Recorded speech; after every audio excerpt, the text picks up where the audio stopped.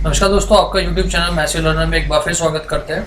ठीक है, तो अभी मैं नेक्स्ट पार्ट जो है हमारा परसेंटेज का, जो दिल्ली पुलिस की सीरीज है उसका पार्ट 3 के साथ हम शुरुआत करने वाले हैं। तो आज मैं फिर कुछ नए क्वेश्चंस के साथ आया हूँ, तो वन बाय वन एक एक क्वेश्चन को देखते हैं। ठीक है, तो देखो, जो इंग्लिश वालों के लिए वो क्वेश्चन लिखा हुआ है सामने, और हिंदी वालों के लिए मैं डिक्टेट कर देता हूँ लाइक ऑलवेज। देखो, एक व्यक्ति क्या करता है, किसी नंबर को 7/4 से गुना कर देता है 3/5 की बजाय। तो बताइए, उसके ऐसा करने की वजह से जो उसका जो कमाई है, उसका जो रिवेन्यू है, उसमें क्या बदलाव आएगा, प्रतिशत, कितने प्रतिशत का बदलाव आएगा उसमें। तो समझना ध्यान से, देखो कि ये क्या कह रहा है। देखो कि एक सपोज एक नंबर है, आपको नहीं पता वो नंबर क्या है। अगर वो नंबर x है, उसमें वो व्यक्ति क्या करता है, 7/4 का मल्टीप्लाई कर देता है। ठीक है, ये उसने क्या किया, ये उसका रॉन्ग अजम्पशन था, ये रॉन्ग उसने किया। लेकिन उसको राइट क्या करना था कि उस x में गुना करनी थी 3/5 की। तो ऐसा करने से ये उसका राइट वे था, राइट वे था। समझना, मैं समझा रहा हूँ पहले। तो ऐसा करने से कुछ आंसर आएगा और ऐसा करने से भी एक अलग आंसर आएगा। तो इन दोनों में कितने प्रतिशत का बदलाव आया वो पूछा आपको, परसेंटेज चेंज आपसे पूछा है।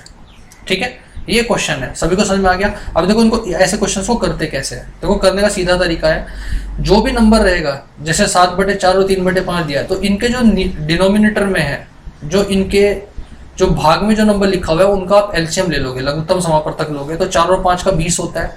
तो आप 20 को मान लोगे कि सपोज वो जो नंबर है ना, जो जिस नंबर से मल्टीप्लाई कर रहे हैं वो 20 है, वो 20 मान लिया।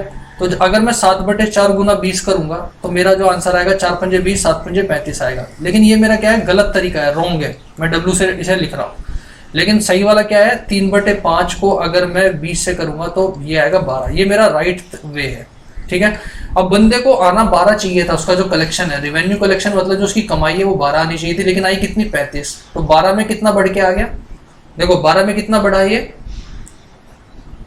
23 और 2 25 और 10 35, 23 की बढ़ोतरी हुई, 23 प्लस बढ़ा।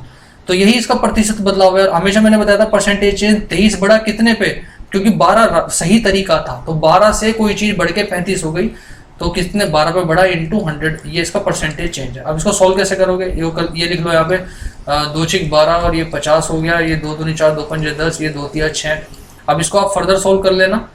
सॉल्व करने के बाद देखो, इसको एक तरीके से और ऑप्शन पर डिपेंड करेगा, मतलब फर्दर सॉल्व करके तो ये आ ही जाएगा। लेकिन एक मैं आपको बताता हूँ, आप ऑप्शन चेक करना वहां पे। देखो, मुझे यहाँ दिखा 23/12, आया समझ में। तो मैं जानता हूँ अगर यहाँ पे ऊपर 12 होता तो इसका 100% होता, लेकिन अगर यहाँ 24 होता तो इसका 200% होता। 12×2 24, मैंने समझाया था आपको, वीडियो देखना 1 और 2, उसमें पता लगेगा मैं क्यों बोल रहा हूँ। तो यानी कि जो भी आपका आंसर होगा ना, वो 200 से थोड़ा कम होगा, यानी कि 192 93 190 प्लस के आसपास आंसर होगा, 92 93 94 कुछ ऐसे ही नंबर होगा। तो ऑप्शन देखना, अगर आपके ऑप्शन जो 190 के आसपास होगा वही आपका आंसर होगा, सोल्व करने की जरूरत नहीं है। इस तरीके से आप सोच सकते हो। और अगर फर्दर सोल्व करना है तो होगा 25×2 50, 500 और 25×3 75, 575 और बटे हो गया 3। आप इसे फर्दर सोल्व करोगे, ये आएगा ना 575/3। अब इसको फर्दर सोल्व करोगे 3, तो ये होगा 3×3 और यहाँ बचेगा 2, ये होगा 3×9 27 और 3×3 और 2 191 2/3 बचे। देखो आया ना, 190% के आसपास आंसर आ रहा है। लेकिन मैंने आपको उसका तरीका बताया कि आप ऑप्शन देखना, ऑप्शन में जो भी ऑप्शन 190 के आसपास लगेगा वही आपका आंसर हो जाएगा, और 200 प्लस या 200 से बहुत ज्यादा कम वाले आपके आंसर नहीं होंगे। तो आपको सॉल्व करने की जरूरत नहीं पड़ेगी। नेक्स्ट क्वेश्चन देखते हैं। देखो, इसमें क्या बोला कि एक स्टूडेंट, मतलब एक विद्यार्थी क्या करता है, किसी नंबर को 3/5 से गुना कर देता है 5/3 की बजाय, मतलब 3/5 से गुना कर देता है 5/3 की बजाय। तो बताइए उसकी जो कैलकुलेशन है, कैलकुलेशन गलत होगी जब उसने गलत किया है। तो देखो, ये तो रॉन्ग वे है डब्ल्यू से, और ये है राइट वे। तो पहले मैं राइट वे को लिख लेता हूँ, समझना ध्यान से। मैंने क्या बताया था, दोनों का एलसीएम ले लो, 5 और 3 का 15 आया। तो मैंने वो नंबर मान लिया 15। तो 5/3 अब मैं अगर 15 से मल्टीप्लाई करता हूँ तो कितना आ जाएगा, 25। तो ये जो मेरा 25 आया ना, ये मेरी राइट कैलकुलेशन है कि अगर वो सही करता तो ऐसा करता। लेकिन उसने क्या किया गलत, उसने क्या किया 3/5 से, तो वो आएगा 9। ये है रॉन्ग वे। तो देखो, यहां से यहां आने में उसमें कितने की कमी आ गई, 16 की कमी आ गई। तो 16 की कमी आई कितने पे, 25 पे। यही उसका परसेंटेज है इंटू 100। तो 25 चौका 100, 16 चौका 64%, 64% की उसके कैलकुलेशन में कमी आएगी, मतलब गलती आएगा, एरर आएगा 64% का, 64%। आया समझ में सभी को। तो मैंने ये दोनों क्वेश्चन आपको इसलिए डाले ताकि आपको इस टाइप के क्वेश्चन की समझ आ जाए कि कैसे बेसिकली हम कर रहे हैं यहाँ पे। आया समझ में, ठीक है। तो जिसको नहीं आया एक बार फिर देखना, तरीका वही है कि नीचे से एलसीएम लेना है जो नंबर नीचे लिखे हुए डिनोमिनेटर में, और उस जो एलसीएम आएगा उसी को नंबर मान लेना है कि वो जो नंबर है ना जिससे वो मल्टीप्लाई कर रहा है वो नंबर वो है नीचे वाला, ताकि हमारी कैलकुलेशन आसान हो जाए। और फिर आपको तरीका पता ही है। देखो नेक्स्ट देखते हैं, ये एक बहुत इंपॉर्टेंट टाइप है, इसको सभी अच्छे से समझेंगे और उसको नोट डाउन कर लेना। देखो इस टाइप का क्वेश्चन अभी रिसेंटली 2019 के पेपर में पूछा गया था, सीपीओ में भी, ठीक है, और सीजीएल के प्रीलिम्स में भी इस टाइप का क्वेश्चन है। तो बहुत ज्यादा प्रोबेबिलिटी है कि इस टाइप का बेसिक सवाल आपके डीपी और सीएचएसएल में मिल सकता है, आपको रिपीट हो सकता है, इसलिए मैं आपको समझाते रहूं। देखो क्या है ये, देखो आप समझो ध्यान से, इनकम क्या होती है। इनकम के अंदर दो पार्ट होते हैं, मतलब मेरी जो कमाई है, इनकम होती है जो आय है मेरी, वो क्या है, दो चीजों में बनी है, उसमें दो पार्ट होते हैं। क्या, एक तो इनकम की जगह आप देखो नेट इनकम। नेट इनकम जो होगी उसमें मेरी जो इनकम आएगी ना, जो मेरी इनकम आएगी उसमें से टैक्स घटने के बाद आएगी, ये तो आपको पता है। नेट इनकम जो होती है, जो मेरी इनकम होगी उसमें से टैक्स घटने के बाद मेरे को मिलेगा। मतलब हाथ में आया हुआ पैसा क्या होता है जब उसमें से टैक्स घटा देते हैं, सभी जानते हैं इतना, अब समझ लो ध्यान से। तो मैं यहाँ से कह सकता हूँ कि जो मेरी नेट इनकम है, जो मेरी नेट इनकम है वो इनवर्सली प्रोपोर्शनल है टैक्स के। मतलब कहने का मतलब क्या है कि अगर मेरी टैक्स की वैल्यू बढ़ेगी तो मेरा जो नेट इनकम है वो घटेगा। बहुत सिंपल सी बात है भाई। आप सोचो, सपोज आपकी 100 रुपये आपकी इनकम है, 100 रुपये आप कमाते हो और सरकार आपसे 10% टैक्स ले रही है, तो आपने 10 रुपये तो सरकार को दे दिए। अभी सरकार ने क्या किया, 12% टैक्स बढ़ा दिया, मतलब 10 से क्या कर दिया, टैक्स को 12% कर दिया। तो आपकी जो इनकम है, नेट इनकम, पहले आपको 90 रुपये मिल रहे थे, अब आपको 88 रुपये मिलेंगे। तो यानी कि टैक्स बढ़ने की वजह से आपकी नेट इनकम में कमी आई है, यही तो मैं कह रहा हूँ, ठीक है। अब वो कमी देखो कितनी आती है, देखो प्रतिशत चेंज तो अलग अलग होगा। आप अगर देखोगे प्रतिशत चेंज अलग अलग होगा, लेकिन नेट वैल्यू बराबर होगी। देखो आप समझो यहाँ से, यहाँ पे बेसिकली 2 रुपए अगर टैक्स बढ़ा है, 2 रुपए बढ़ा है, तो आप देखोगे नेट इनकम में 2 रुपए घटा है, यानी कि ये जो वैल्यू है ना ये सेम है, ये जो वैल्यू है ये सेम है, वैल्यू सेम है, समझना, लेकिन प्रतिशत चेंज अलग अलग है। अगर मैं प्रतिशत चेंज निकालूं तो देखो उसका 2 रुपए बढ़ा है कितने पे, 10% पे, 2 रुपए बढ़ा है 10% पे, यानी कि 1/5 का चेंज आया, यानी कि 20% जो है टैक्स बढ़ा है। समझना ध्यान से, मैं उसी से ये क्वेश्चन कराऊंगा। लेकिन अगर आप यहाँ देखोगे, यहाँ पे आपकी नेट इनकम कितनी, 2 रुपए कम हुई है, कितने पे, 90 पे हुई है। तो अगर मैं इसको सॉल्व करूँ फर्दर तो 2 रुपए 90 पे ही हो जाएगा 1/45, 1/45। और इसको फर्दर सोल्व करूँ तो प्रतिशत कितना रहेगा, 20, 5 45, मतलब लगभग 9 दूनी 18, 2 पॉइंट समथिंग प्रतिशत मेरी इनकम जो है वो घटी है। तो आपने देखा प्रतिशत अलग है, मेरी बात समझ रहे हो आप। प्रतिशत जो है, परसेंटेज वैल्यू वो चेंज है, वो अलग अलग है दोनों की, लेकिन जो नेट वैल्यू है वो बराबर है। तो इसी कॉन्सेप्ट का यूज मैं यहाँ पे करूंगा इस क्वेश्चन को करने में। कैसे, मतलब देखो समझना ध्यान से। देखो अभी उसने बोला जो इनकम टैक्स है, जो टैक्स है वो कितना बढ़ा है, 19% बढ़ा है। तो जो भी मैं टैक्स का 19% निकालूंगा उसकी जो वैल्यू आएगी, समझना, जो टैक्स का 19% निकालूंगा उसकी जो वैल्यू आएगी वो मेरी नेट इनकम के जितनी घटी है उसके बराबर आएगी, 6% घटी है।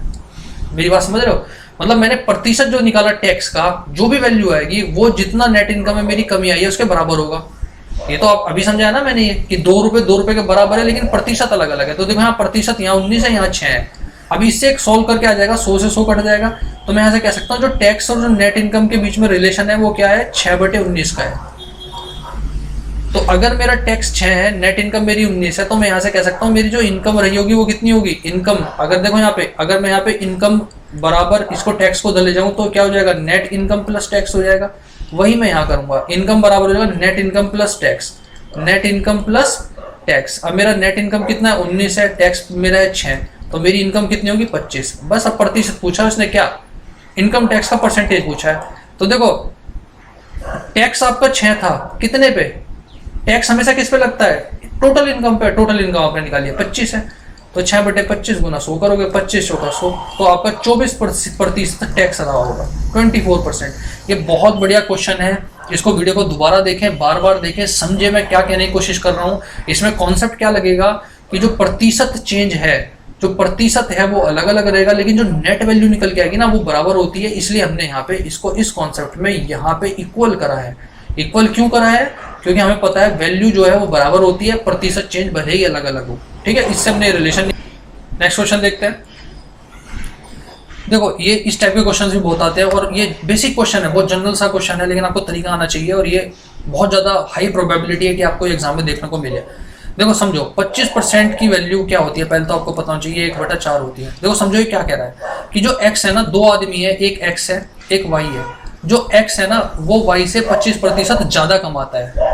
तो देखो ये मैंने बताया था ये ओरिजिनल नंबर होता है हमेशा, और ऊपर आता है बढ़ा हुआ या घटा हुआ, बताया था मैंने। तो ये 25% बढ़ा हुआ है। तो देखो x ज्यादा कमा रहा है, यानी कि x जो है ओरिजिनल नंबर, सपोज y 4 कमा रहा था तो x 25% ज्यादा कमा रहा है, तो 4 + 1 5 कमा रहा होगा। अब पूछा क्या है, तो बताओ y इससे कितने प्रतिशत कम कमा रहा है, यानी कि y इससे कितना कम कमा रहा है, y कमा रहा है इससे 1 कम कमा रहा है। किससे? x से। तो y 1 कम कमा रहा है किससे? 5 से, x से into 100, यानी कि इससे 20% कम कमाई है इसकी। तो इंग्लिश वालों को ध्यान रखना कि जब मोर देन, जिसके पास साथ देन लिखा हुआ जाता है वो डिवाइड में आता है, वो नीचे आता है। और हिंदी वाले ध्यान रखना कि जिसके साथ आ जाएगा कि वो किससे कमा रहा है, तो जिससे कंपैरिजन करेगा वो हमेशा नीचे आता है। तो आप इससे ऐसे करके एग्जाम में कंफ्यूज नहीं होंगे, ठीक है। तो नेक्स्ट क्वेश्चन देखते हैं। देखो ये भी एक टाइप होती है क्वेश्चंस की, आप समझो इसमें क्या मतलब है। सबसे पहले तो देखो क्वेश्चन क्या है, हिंदी वाले समझो कि अगर किसी स्कूल के 60% जो पॉपुलेशन है, जो स्कूल की जो नंबर है उसमें 60% जो है वो लड़के हैं, और जो लड़कियां हैं उनका जो नंबर है वो 972 है। समझो मतलब कहने का क्या मतलब है, किसी स्कूल के अंदर 60% बॉयज हैं और गर्ल्स कितनी है वो दे रखा है 972। तो आपसे पूछ रहा है बॉयज की वैल्यू कितनी होगी। प्रतिशत तो पता है बॉयज का, वो नहीं पता आपको। तो इसको दो तरीके से आप कर सकते हो, दोनों में बता देता हूँ। देखो अगर उसमें बॉयज 60% है तो जो गर्ल्स हैं वो 40% होगी। तो 40% की वैल्यू आपको दे रखी है 972, 40% की वैल्यू आपको 972 दे रखी है और 60% की आपसे पूछी है। एक तो तरीका ये है 20 दूनी 40, 20 तिया 60, 2 चौक 8 और ये हो जाएगा 1 इधर गया 2 8 16, 2 6 12। तो x की वैल्यू हो जाएगी 3 6 18 और 3 8 24 और 1 25, 3 चौक 12 1458। एक तो ये तरीका है जो मैंने बताया आपको। एक तरीका क्या है, 60% की वैल्यू क्या है, 20 या 60, 20 पर 3/5। ये कैसे आया मैं बताता हूँ आपको। देखो आपको पता है 20% क्या होता है, 20% होता है 1/5। आपको 60 करना है तो इससे 3 से मल्टीप्लाई कर दो, अगर इसे 3 से मल्टीप्लाई करोगे तो इधर भी 3 से करना पड़ेगा।